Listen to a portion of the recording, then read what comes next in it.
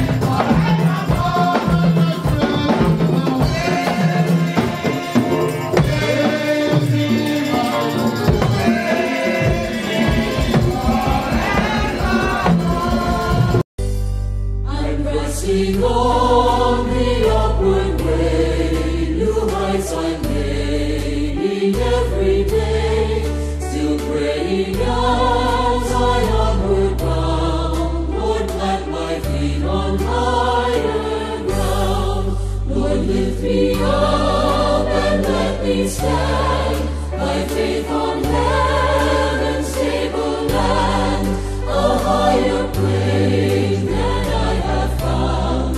Lord, plant my feet on higher ground. My heart has no desire to stay where doubts arise and fears dismay. Though some may dwell where these abound, my prayer, my aim is higher ground. Lord, lift me up and let me stand, by faith on heaven's stable land, a higher plane than I have found.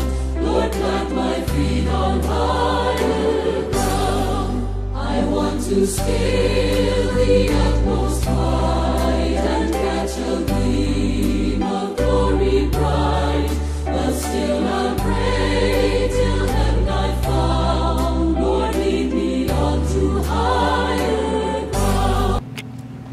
You know, in just a moment, our rule of belief number 1 says, personal testimony of our salvation in Christ Jesus.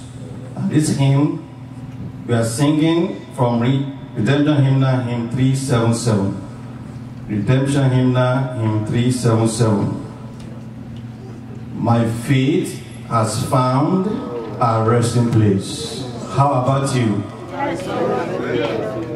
And so shall it be in Jesus' name. Not in device nor creed. I trust the ever-living one. His wounds for me shall plead. I need no other argument. I need no other plea. It is enough that Jesus died, and that he what? Died for me.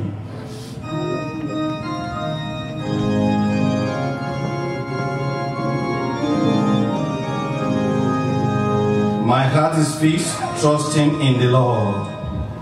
My feet have found our resting place, not in device nor creed. I trust the heavenly one, His word for me shall be. I need no other argument, I need no other plea. It is enough that Jesus died, and that He died for me. Enough for me that Jesus saved, this ends my fear and doubt. My sinful soul, I come to Him, He'll never cast me out. I need no other argument, I need no other plea. It is enough that Jesus died, and that He died for me. My heart is leaning on the waiting word of God. Salvation by my Savior's name, salvation through His blood. I need no other arguments, I need no other plea. It is enough that Jesus died, and that He died for me. My great physician, His blessing, the lost He came to save. For me His precious blood He shed, for me His life He gave. I need no other argument, I need no other plea. It is enough that Jesus died, and that He died for me. My heart is leaning on the word, the written word of God. Salvation by my Savior's name, salvation through His blood.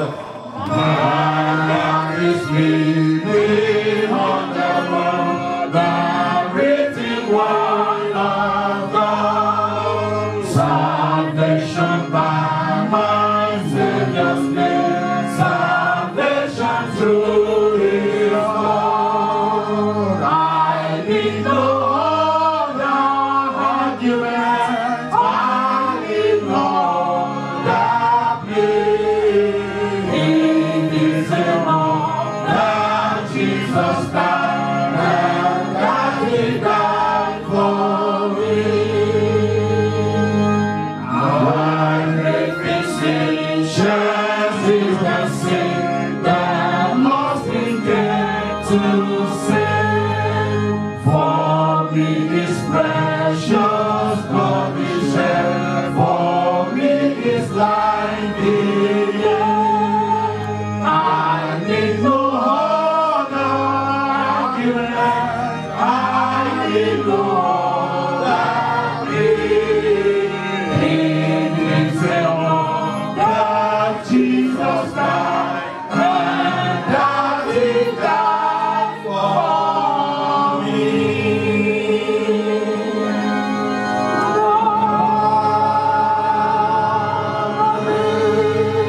Greet everybody this morning. for the noble roles you have played, which by the grace of God has culminated into the great success of the convention. The Lord will surely bless you. Amen. The Lord will expand your course. Amen. The Lord will write our names in the book of life. Amen. The topic of the message is, remember to thank God. Remember to thank God. And my text is from the book of Deuteronomy chapter 8 and verse 18. But thou shalt remember the Lord thy God, for it is he that give thee the power to get wealth, that he may establish his covenant, which he sware unto thy fathers, as it is this day. Mighty and everlasting Father, standing on this pulpit, please release the spirit of gratitude to us in the name of Jesus. Amen. And forgive all our ungratefulness of the past in the name of Jesus. Amen. Thank you for what you have done. In Jesus' name we pray. Amen. We all love it when people show gratitude for what we have done for them. Whether they are our children, they are our siblings, or neighbors, we all love it. The same thing with God. God loves his people appreciating him for what he has done for them. And nothing provokes God other than a thankless attitude. When you have a thankless attitude before God, you are writing an application for his anger. The Bible said in Romans chapter 1 verses 21 and 22 that when they knew God, they glorified him not as God, and their foolish hearts were darkened.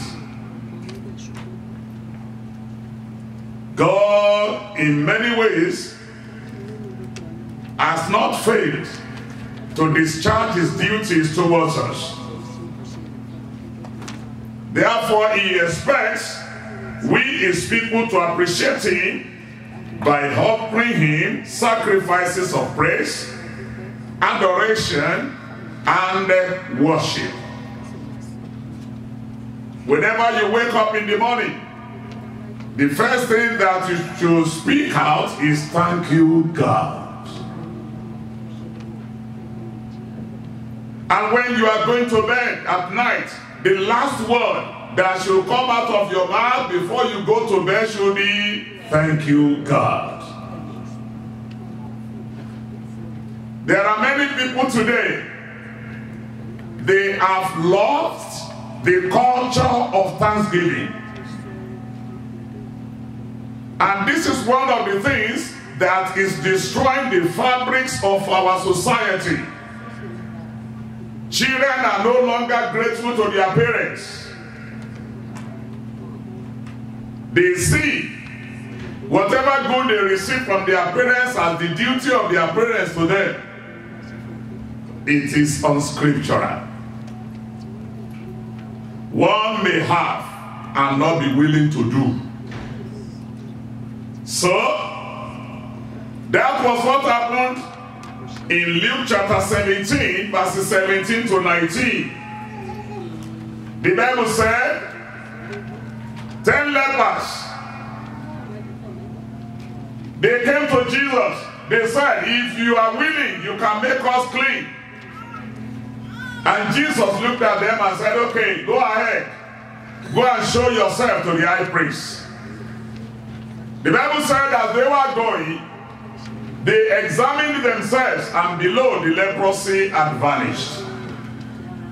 And at that point, one of them returned to Jesus to give him thanks, to appreciate him. Do you know what Jesus said?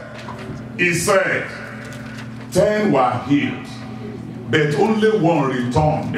Where are the other 9? Let me tell you something today. God is expecting gratitude from you. God is expecting that you show that you appreciate him in your life for whatever you have received from him. When you do that, you receive greater favor from God. The Bible said, Jesus now called this man, prayed for him. And that means a lot. We do not know what happened to the remaining 9. But this man had the favor of God for a permanent solution. Because he came back to thank God. When you develop a grateful heart and you cultivate the habit of being grateful, God turned your battles to victories. When you turn your Bibles to 2 Chronicles chapter 20, verses 20 to 22, you are going to see how Jehoshaphat and the people of Judah were confronted by a great enemy. They knew they cannot fight. They knew that there stood no chance before this great enemy. But what did they do? They started to appreciate God for what he has done for their fathers in the past. They started to praise God for what their fathers have told them that God had done when they were in similar situations. And you know what God did? God turned against their enemies and gave them the victory. Maybe you too, you have been battling with some problems in your life and they have been resisting solution. I appeal to you this morning, use the instrument of gratitude. You don't need to wait until God has done anything for you before you praise him. Praise him for the ones he has done before. That qualifies you to receive from him. Why? Because no matter how highly placed you are, God still remains the giver of all things in your life. No matter how rich you are, no matter how educated you are, no matter how great you are, you still need something in your life which only God can supply. And that begins with the breath in your nose. You cannot get that from any hospital. The doctors can try. They can give you oxygen. But if God did not give you the breath of life, you will remain on life support and your life will not be supported. Everything in your life, you depend on God for supply. That is why, according to John chapter 3, verse 27, John said, a man cannot receive anything unless it is given to him. If you are talking of today of your chance of degree, God gave them to you. If you are reveling on your beautiful face today, God gave those beauties to you. If you look in your pockets today and you are able to count bills of dollars, God gave them to you. After all, when I was born, when you were born, we were all born naked. We were all born empty. But God clothed us. God fed our mouth with food. He gave the ability to our ear to hear. He gave ability to our eyes to see. He gave ability to our brains to function. He gave ability to our blood to flow. He gave ability to our bones to be strong. He gave ability to the sinews in our body to start functioning. That is why, whoever you are, whatever you are, you owe God a debt. A debt of gratitude for being alive. That is why God warned his people against denying him the glory due to him. In the book of Deuteronomy chapter 8 verse 18, he said, "But thou shalt remember the Lord thy God, for it is he that giveth thee the power to get wealth." Many people today have become swollen-headed because they have money. But God tells me that he gave you that money. That profession that is trying to take God away from you, God gave you that profession. That marriage, those children that you are so much concerned about, God gave them to you. Why should you then fail to be grateful unto God? Every believer must avoid the sin of ingratitude to God. Come with me to Psalm 7 verses 4 and 5, and let us see how David viewed ingratitude. Psalm 7, I want to read verses 4 and 5. It says, "For if I have rewarded evil unto him that was at peace with me, yea, I have delivered him that without cause is my enemy. Let the enemy persecute my soul and take it. Yea, let him tread down my life upon the earth and lay my honor in the dust." Do you see that? David said, if I am guilty of the sin of ingratitude, if I am guilty of the sin of ungratefulness, then let the enemy persecute my soul. Let him tread my life underfoot. How I wish everybody would see it that way and give glory to God and appreciate God for whatever he has done. What is appreciation? To appreciate means to understand the worth or importance of something, or to value or admire the contribution of another person to your welfare, to your life. That's what it means. You see some people, artists, when they climb the podium and people will be clapping and clapping and clapping and clapping, what will you say next? Appreciate it. The same thing in your life. On the podium of life, God sustained you, and you should appreciate that God. It is a favor that you have received, that you are seated there today, that you are not in the mortuary. It is a favor. If you can stand up and be speaking good English today, it is a favor.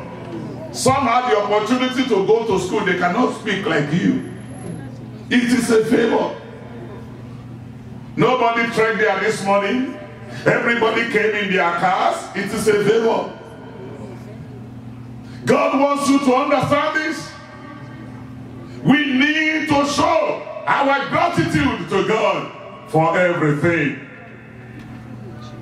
When you turn your Bibles to the book of 2 Samuel, chapter 7, I want to read from verse 18 to 21. 2 Samuel chapter 7, 18 to 21. Then went King David in and sat before the Lord. And he said, "Who am I, O Lord God? And what is my house that thou hast brought me hitherto? And this was yet a small thing in thy sight, O Lord God. but thou hast spoken also of thy servant's house for a great while to come. And is this the manner of man, O Lord God? And what can David say more unto thee? For thou, Lord God, knowest thy servant, for thy word's sake, and according to thy own heart, hast thou done all these great things to make thy servant know them. You see that? David appreciated the goodness of the Lord in his life.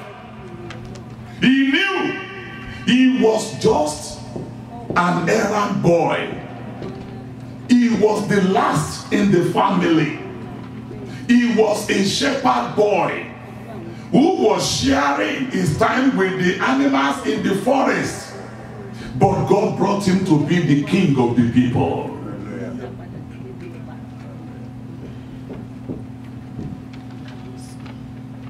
David knew all these things. That when his own father forgot that he was one of his children, God reminded his father, do you still have another son?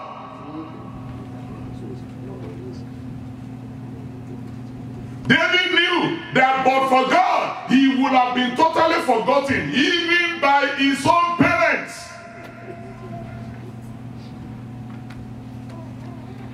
David knew that he did nothing to qualify for kingship. But God made him. God put upon him the Holy Spirit of God. God put upon David that power to be able to rule. God enabled him to be a fighter, a winner, a conqueror. David appreciated God. And not only that, God ceded the kingdom to the house of David. That your children will rule from generation to generation, and the Messiah will come from your line. That was what David said. God, who am I? What am I? That you should so single me out to be honored like that. Sons and daughters of God. What are those things which God has done in your life to your surprise? There are many of them. But are you grateful? You see, many of us, we still have the mentality of Adam in us. What was the mentality of Adam? God created everything before he created him so that he will not suffer. Right? The fish, the birds, vegetables, everything, the trees. And then he now put Adam in the garden and said, you know, all these things, they are for you. But look, this tree of knowledge of good and evil, don't eat out of it. The one God forbade, that was what Adam went for. There are many people, they forget all the good deeds God has done for them. But the one they are asking God, oh God, give me this. The one that he has not done, that is the one that will gain their 100% attention. And God will be looking at you. What of the others have done for you without you asking me? Because I'm here to do this for you, then you are looking spooky and moody. If you are God, what would you have done? Would you have gone ahead to do it? I trust you, you won't. But because God is wonderful, but because God is great, he will still go ahead after some time to grant your requests. So, how is the sin of ingratitude committed? How is it committed? Because as I'm talking to you, I know some of you may be beating your chest. I am not an ingrate.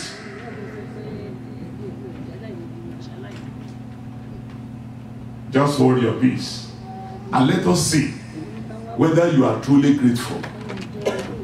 Number one, by bringing forth bad fruits. You show your ingratitude to God when your life is bringing forth bad fruits to God despite all the labor of God on you. Come with me to Isaiah chapter 5 from verse 1 to 4. Now will I sing to my well-beloved a song of my well-beloved touching his vineyard. My well-beloved had a vineyard in a very fruitful hill, and he fenced it, and gathered out the stones thereof, and planted it with the choicest vine, and built a tower in the midst of it, and also made a winepress therein, and he looked that it should bring forth grapes, and it brought forth wild grapes. And now, O inhabitants of Jerusalem, and men of Judah, judge, I pray you, betwixt me and my vineyard. What could have been done more to my vineyard that I have not done in it? Wherefore, when I looked that it should bring forth grapes, brought it forth wild grapes. You see that? God as the husbandman. According to John chapter 15, Jesus Christ said, my Father is the husbandman. I am the garden of God. You are the garden of God. Look at what God has done. The Bible said, God, when he planted you, he fenced you. He provided you security. Do you think of how many people are better than you have done? But you are secured. Not because of your power, but God provided the security for you and gathered out the stones thereof. Those things that will make life very, very miserable for you, God removed them. You are talking of your degrees today. God removed the stones from your brain so that you can have sound memory. That's what God did. And planted it with the choicest vine. You see that? God gave you children, gave you a beautiful wife, a handsome husband, all these things, you see, and built a tower in the midst of it. You see that? Jesus is praying for you before God. That is why you are safe from evil.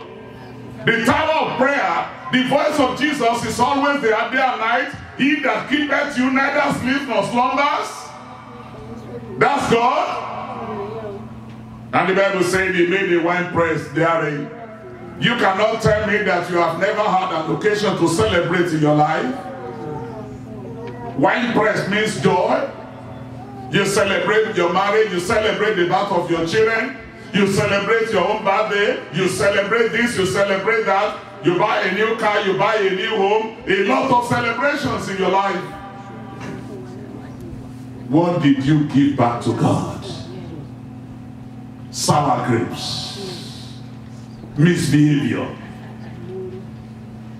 Instead of actually praising God with your character, instead of behaving like a child of God, many are behaving like the child of the devil. That's what God is saying. Instead of producing good fruits, you are producing sour grapes. Oh. Many have benefited from the protection, from the care, blessing, and goodness of God, but have fell in through their bad behavior while claiming to be the people of God. That's our problem today. You come to church, you rise up to sing, you dance, but Satan is claiming the glory in your life because your behavior is like that of the devil. So, that was exactly what happened to the people of Israel.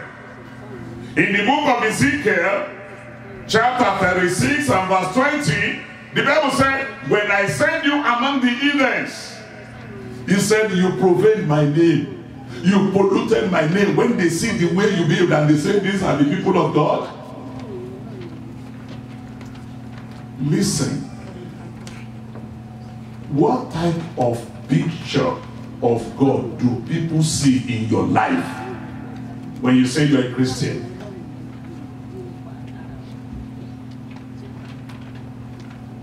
What type of life is your type of life actually glorifying God or de-glorifying God?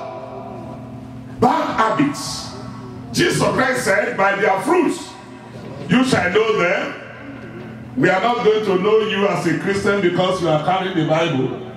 There are many professors of Bible who do not know Jesus. We are not going to know you as a Christian because you are coming to church. It's not everybody. The Bible said, go to Bethel and sing. You can go to church and be singing because you see the church as a social gathering. That was what they did. They soiled the name of God. I want to ask you, what type of fruit are you bearing in your office? What type of fruit are you bearing in your marriage? What type of fruit are you bearing on your campuses? When people see you, do they see Jesus? There is a challenging statement that Jesus Christ made in the Bible. He said, anyone who has seen me has seen the Father. What do you think Jesus Christ is saying? He's not saying that as you have seen me, my nose is like that of God, or my height, that is God. No. What Jesus Christ is telling them is that, look, what God can do is what I am doing. Sons and daughters of the living God, what type of fruits are you bearing? When people taste you, do they want to come closer to God or they want to go farther away from God? Ingratitude to God who gave you his only begotten Son for sacrifice on the cross. What are you doing to appreciate the sacrifice of that Son of God in your life?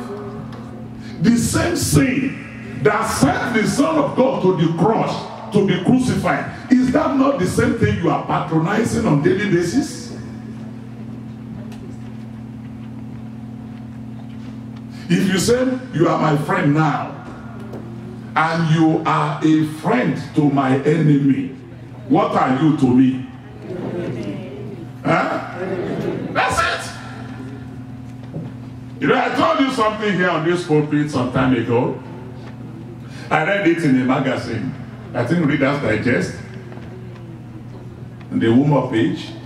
It says, Satan said, these human beings, they said they love God, and they always disobey him. And they said they hated me, and they always obey me. Look at that. You say you are a child of God and you are disobeying God. You say you are enemy of Satan and you are always obeying him. That's it. Ingratitude.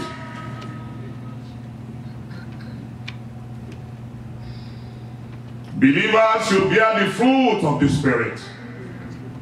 The Bible said the fruit of the Spirit is love, joy, peace, kindness, goodness, long-suffering, faith, you see, self-control. He said there was no law against such. What type of fruit are you bearing?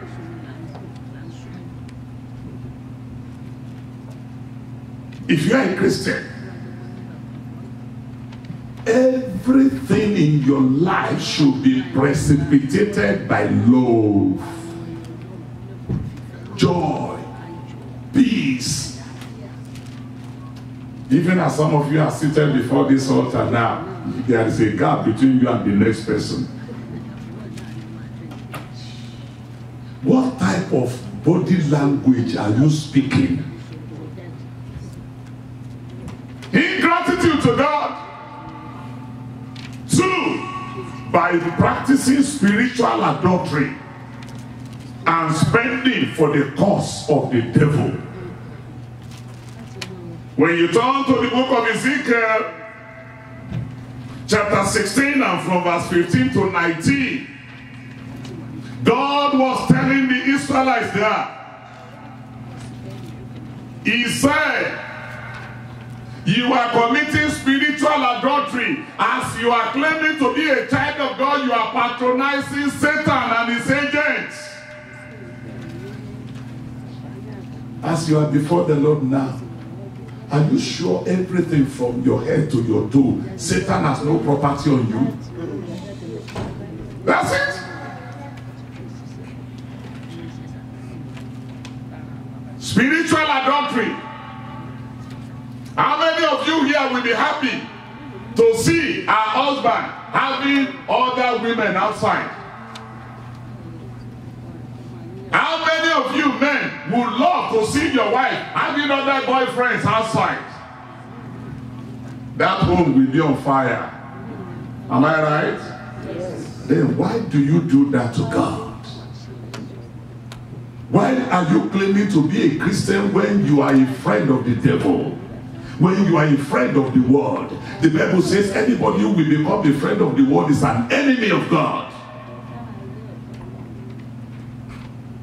Sons and daughters of God, are you free from spiritual adultery? The first law of God says, thou shalt have no other gods beside me. God was telling the Israelites, he said, even my blessings that I gave to you, in that Ezekiel 16:15 to 19, the blessings I gave to you, you are using them to service the cause of the devil. How many of you here are not supporting satanic fashion? You are Christians and you are sewing dresses that are unchristianly. That's it. You are financing the cause of the devil.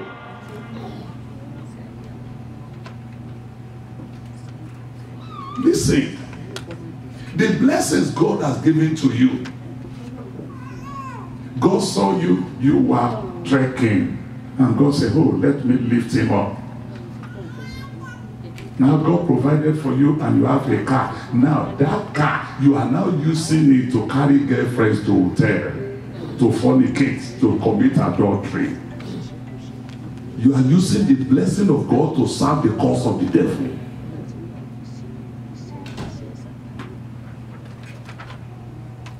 The devil said, these people went further, even the children God gave them, they initiated them into secret cults. Wow, read it at all. Is there? There are some of you, as an act of ingratitude, you have polluted the lives of your children. Your children are not reflecting the good image of God. The children, the Bible says, children are the heritage of who? God.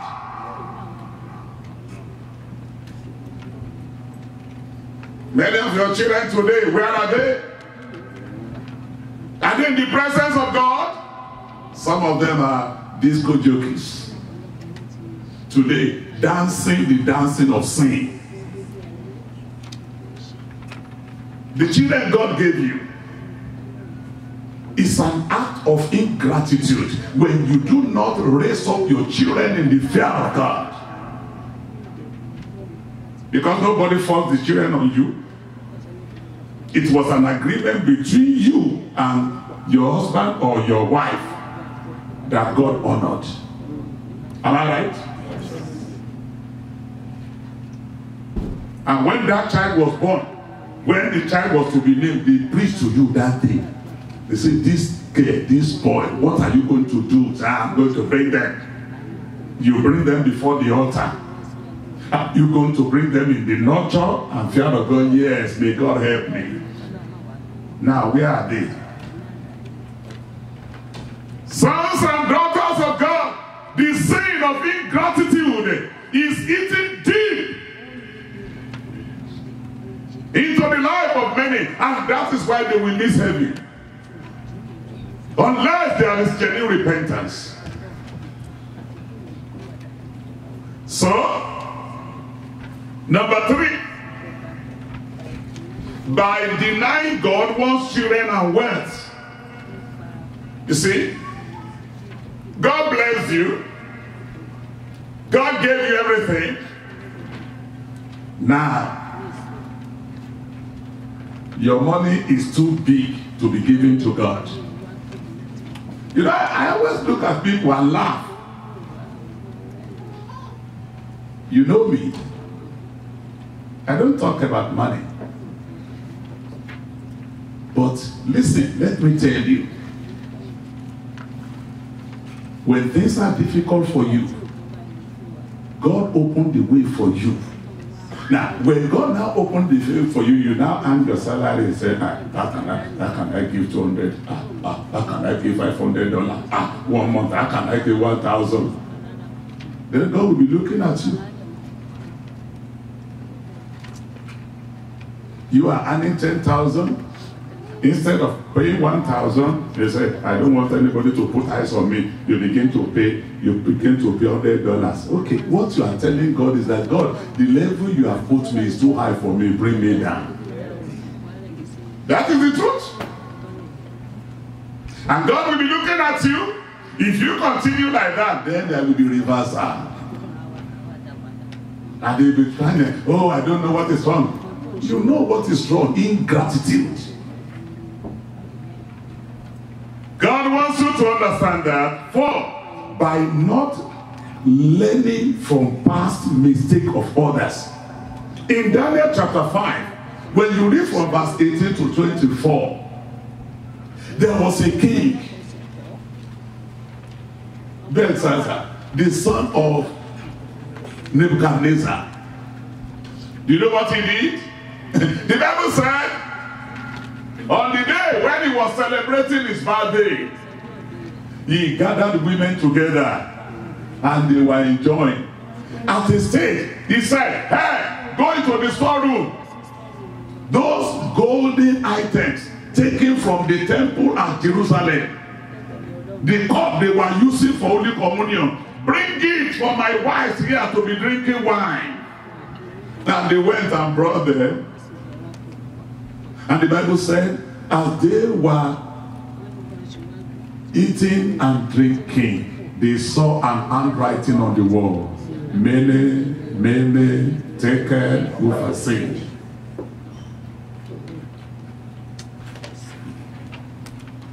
His jaws dropped. He was shaking. They were looking for somebody to give the interpretation. Nobody until the man of God came. And Daniel was telling him, can't you learn from history? Your father was proud against God, and God brought him down. He became an animal. And you, his son, you were old enough. You saw all these things. Instead for you to humble yourself before this God, you became proud like your father. Do you learn from history? Daniel was telling him, hey, come. Anybody who can give me interpretation, I am going to bless him. I am going to promote him. Daniel said, retain your gifts. Listen to me carefully. God does not need your money to exist. God does not need anything from you to exist. He is El Shaddai. Yeah.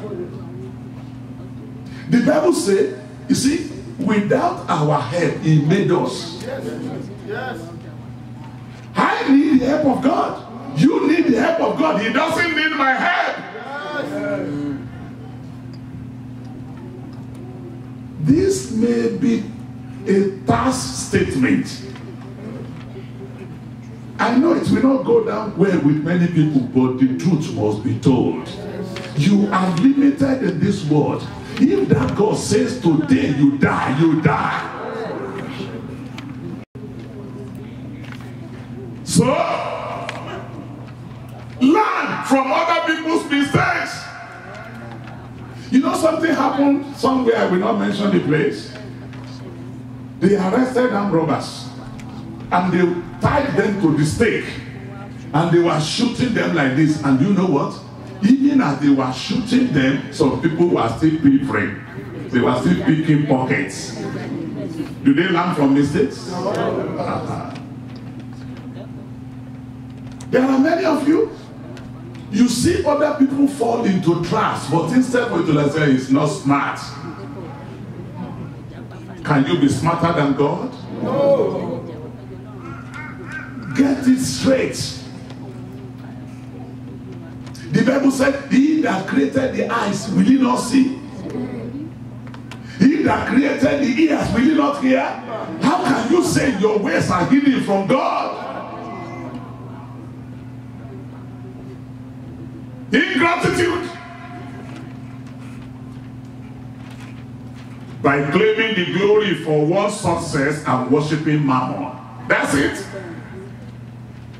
That is another sign of ingratitude. When you believe that whatever you are, you made yourself. You know, there are some people that say, I am a self-made man. Who told you that?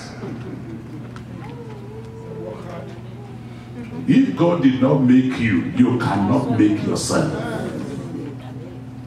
No. Ingratitude. Therefore,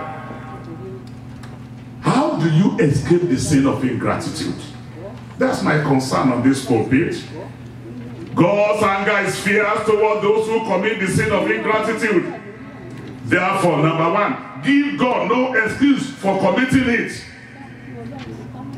Give God no what? No excuse. I've listened to many people, they give excuse. Why is this thing happening in your life? Don't blame me because of this, because of that. Listen. God asked Adam, where are you? Why did you go into hiding? Is this my first day of coming to visit you? Have I not been coming here every evening and we have been talking together? Why did you go into hiding today? Have you done what I asked you not to do? I said, God, don't judge me. Because the woman you gave me. I believe God freed him. No. Excuses are worthless commodities before God. The Bible said to know. To him who knows to do good, but first to do it is what? Sin. Don't tell me, the schedule in America. My bill in America, so what? Are you the first person to be paying bills? I was telling you during the convention, dead men do not tell tales. Can you pay bill after your death? You can't. Can you maintain your schedule? Even before you die, if you fall sick, can you maintain your schedule?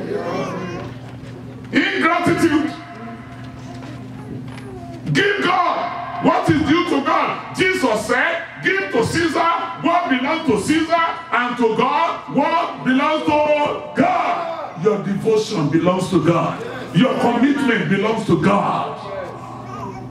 Give him. 2. Avoid paying much attention to prosperity. I know that will not go well with many people. Yes, sir. Listen, what is prosperity? The greatest prosperity is when your life agrees with God's purpose for it. Look at your vehicles there. They were designed to perform specific functions. If you want your car to fly, will it fly? And if your car did fly, what will happen to you? You are going to mortuary. Because that car was not designed to fly. You were not designed for certain things. You were not designed to sing. No. You were designed to live a godly life. You were designed to conform to the image of Jesus Christ. The Lord will help us. Like David, humble yourself and rejoice before God. That is one thing I like about David. David will forget that he was a king. Because listen to me, God has one title. And what is that? The King of Kings. When you are before God, he is the king. I usually watch people, the way they behave before God, as if God, if you don't recognize my personality, I cannot recognize you.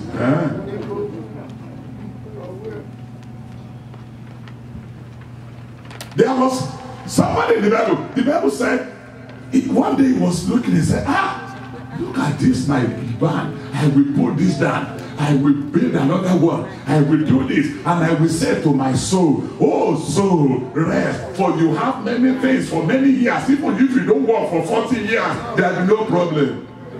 The Bible said he does not have God in his thoughts. And the Bible said, this night, God said, your soul shall be this. Then the Bible asked the question, to whom will those goods which he has stored, to whom will they be? The answer is those who did not labor for it. Listen to me.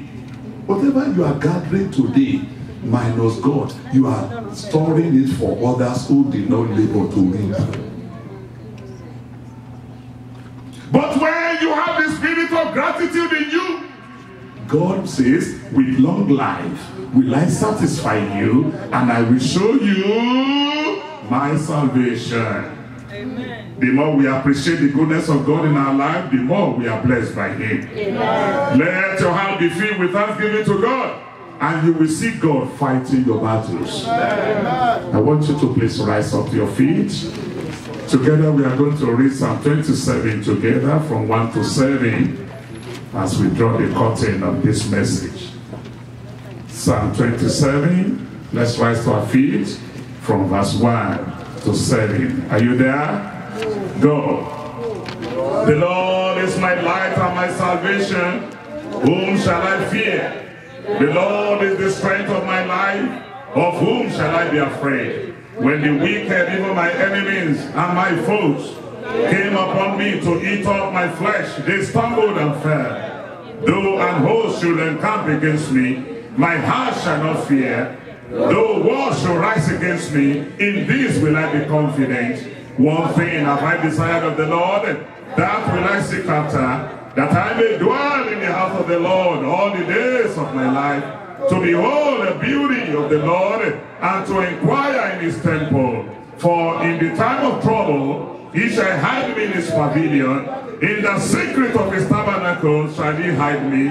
He shall set me up upon a rock. And now shall my head be lifted up above my enemies round about me. Therefore will I offer in his tabernacle sacrifices of joy. I will sing, yea, I will sing praises unto the Lord. Hear, O Lord, when I cry with my voice. Have mercy also upon me and answer me. Turn down to prayers.